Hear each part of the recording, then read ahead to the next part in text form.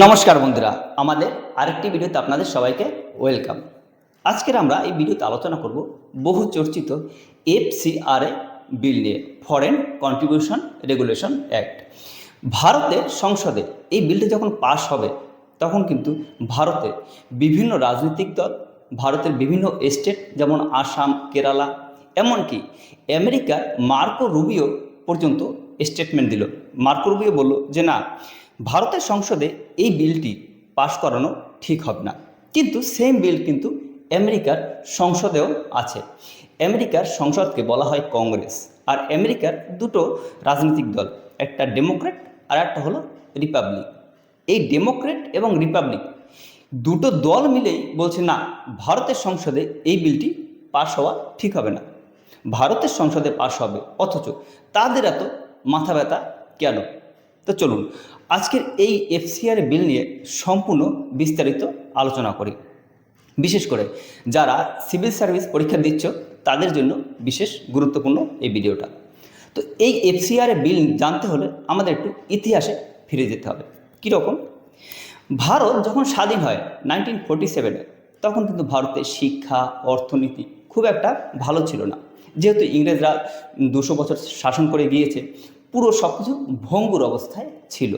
তারপর বিভিন্ন দেশ থেকে বিভিন্ন ফান্ড আসতে শুরু করলো ভারতের সাধারণ জনগণ ভাবলো যে ঠিক আছে, বিভিন্ন চ্যারিটেবল ট্রাস্ট গঠন হলো, বিভিন্ন খ্রিস্টান মিশনারি গঠন হলো।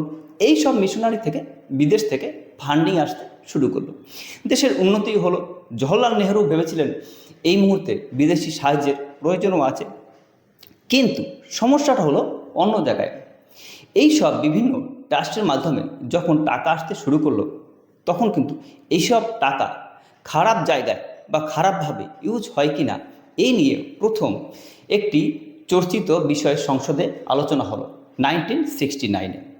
তারপর 1971-এ যখন পূর্ব পাকিস্তান এবং পশ্চিম পাকিস্তান ভাগ হয়ে ভারত বাংলাদেশকে স্বাধীন করে, তখন কিন্তু এই সমস্ত এশিয়ায় একটি বড় ভারতের একটা জায়গা হয়ে গিয়েছিল। সবাই এই এশিয়ার মধ্যে ভারত একটা সুপার পাওয়ারে যাওয়ার জায়গাটা তৈরি করে রইল এই 1971-এর যুদ্ধে। তারপর বিভিন্ন বিদেশি শক্তি কিন্তু তারা ভাবলো যে না, এই মুহূর্তে কিন্তু ভারতকে আমাদের দরকার আছে। সোভিয়েত ইউনিয়ন এবং আমেরিকা, বিশ্বের সব দেশেই ভাবলো। এই জন্য তারাও কিন্তু বিভিন্ন প্রকার ফান্ড পাঠাতে শুরু করলো ভারতকে।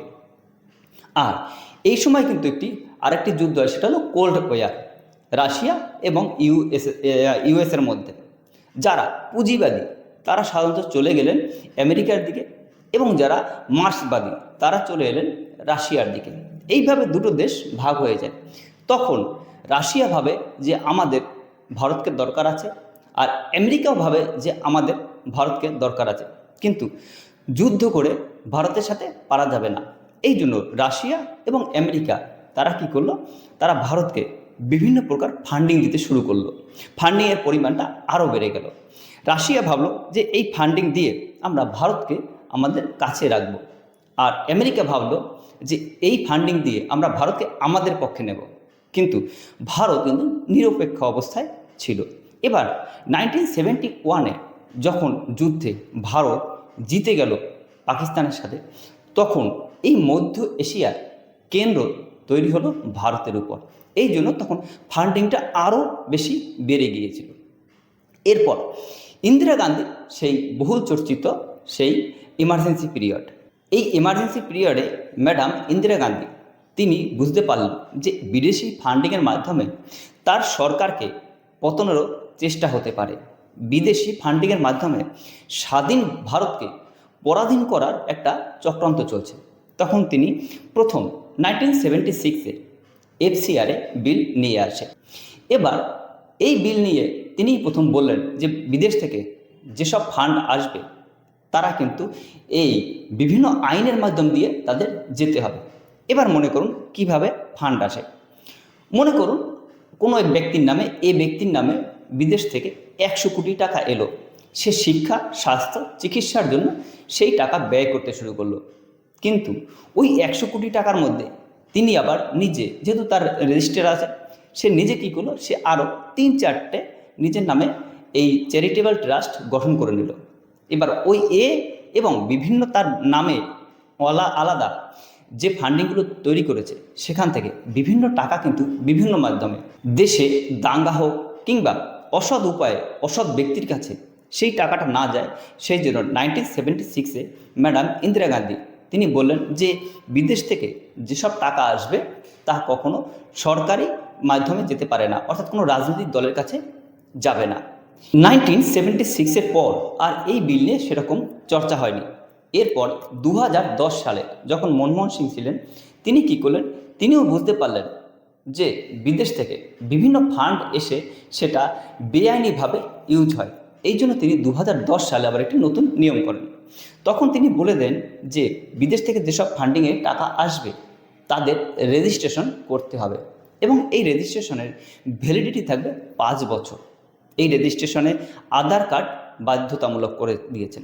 এর ফলে কিছুটা এই যে বিভিন্ন ট্রাস্টের উপর তারা কিন্তু নজরদারি করতে সমর্থন হলো। এরপর দেখা গেল ভারতের উত্তর পূর্ব ভাগে যেসব রাজ্য আছে, যেমন আসাম, মেঘালয়, ত্রিপুরা, মিজোরাম, এই সব জায়গায় খ্রিস্টান যে জনসংখ্যা আছে সেটা কিন্তু প্রচুর পরিমাণে বেড়ে গিয়েছিল। সেখানে 2011 সেন্সাস অনুযায়ী অরুণাচল প্রদেশে জনসংখ্যা হলো, খ্রিস্টান জনসংখ্যা বেড়ে গিয়েছিল 3 থেকে 18%। এইভাবে কিন্তু যেখানে মিজোরাম 0% ছিল সেখানে হয়ে গিয়েছিল 87%। অর্থাৎ এইসব চ্যারিটেবল ট্রাস্টের মাধ্যমে মানুষকে ধর্মান্তরিত করে। আর উত্তর পূর্ব ভারতকে কিন্তু মেইন টার্গেট। তার কারণ হলো এই উত্তর পূর্ব ভারত যদি বিদেশি কোনো শক্তির কাছে XYZ যেই হোক না, কারণ আপনারা নিশ্চয়ই বুঝতে পেরেছেন XYZ যার কাছেই যাক না কেন সে কিন্তু এখান থেকে ভারত এবং চীনের উপর নজরদারি করতে পারবে খুব সহজে, এবং এখান থেকে কিন্তু তার নজরদারি করাটা অনেক সহজ হবে। এই জন্যই কিন্তু এইসব জায়গা লক্ষ্য করা হয়েছে। এছাড়াও পাঞ্জাবেরও কিছু অংশ আছে, সেখানে মানুষদের আমেরিকা যাওয়া বা বিদেশে যাওয়ার লোভ দেখিয়ে সেখানেও কিন্তু খ্রিস্টান ধর্মে পরিবর্তন করা হচ্ছে, বিভিন্ন সমীক্ষা বলছে। এবার 2000 এই বিজেপি সরকার 2014 সালে এসে এই অ্যাক্টের কিছু পরিবর্তন করার চেষ্টা করলো। কি পরিবর্তন করলো সেটা হলো আমাদের মাননীয় গৃহমন্ত্রী অমিত শাহ তিনি কি করলেন, তিনি প্রায় 20,000 মতো এরকম NGO পুরো বন্ধ করে দিলেন এবং 2020 সালে আরও নতুন কিছু নিয়ম কানুন নিয়ে এলেন। কি নিয়ম কানুন? এতদিন এই যে বিদেশের মাধ্যমে একজনের নামে টাকা আসতো, সে ABCD আবার 3-4টে NGO খুলে রাখতো, এইগুলো আর খোলা যাবে না। এবং বিদেশের মাধ্যমে যে ব্যাংক বা যেখান থেকে টাকা আসবে সেটা শুধুমাত্র একটা ব্যাংকেই আসতে পারবে, সেটা হলো দিল্লির SBI ব্যাংকের মেইন ব্রাঞ্চে বিদেশ থেকে ফান্ডিং আসতে হবে। এবং এই ফান্ডিং কোথায় যায় তার প্রতি টাকার হিসাব দিতে হবে। অর্থাৎ সরকার কিন্তু এখান থেকে এই NGO টাকা কোথায় যায় তা কিন্তু খুব সহজভাবেই লক্ষ্য করতে পারবে। অর্থাৎ এই টাকার প্রতিটি হিসাব এবার থেকে স্বরাষ্ট্র মন্ত্রকের দায়িত্বে থাকবে। টাকা কোথায় যায় সেই হিসাব স্বরাষ্ট্র মন্ত্রককে দিতে হবে। মনে করুন এই যে CJPর যে আন্দোলন হলো, যার মাধ্যমে আমাদের ধর্মেন্দ্র প্রধান স্যারের পদত্যাগ করতে বাধ্য হলেন, সেখানেও কিন্তু এই যে বৃহত্তর আন্দোলন হয়েছে এখানে কিন্তু কোনো মতেই 100% বলা যাবে না যে এখানে বিদেশি শক্তি নেই। আপনারা ভিডিও দেখলেই বুঝতে পারবেন যে এখানে কিন্তু অনেক রকম আন্দোলন করেছে যেগুলো কখনো কিন্তু ছাত্রদের সাথে ছাত্ররা করেনি এবং তারা এর দায়ও নিতে চাইছে না। অর্থাৎ এইসব ফান্ডিংয়ের মাধ্যমে বিদেশ থেকে টাকা এসে সেটা দেশের পক্ষে কোনো অনৈতিক কাজ কিংবা দাঙ্গা এইসবে কিংবা ধর্মান্তরিত এইভাবে ব্যবহার করতে না পারে, সেই জন্যই হলো এই FCRA বিল, ফরেন কন্ট্রিবিউশন রেগুলেশন অ্যাক্ট নিয়ে আসা হয়েছে ভারতবর্ষে। আপনার কি মনে হয় যে এই বিল ভারত সরকার এনে কি ভালো করেছে কি ভালো হয়নি? আপনার মূল্যবান মতামত অবশ্যই আমাদের কমেন্ট সেকশনে লিখে জানাবেন। আর এইরকম ভিডিওর জন্য অবশ্যই আমাদের ক্যারিয়ার স্কিল এই চ্যানেলটি সাবস্ক্রাইব করে রাখবেন। দেখা হবে পরবর্তী ভিডিওতে। Thank you.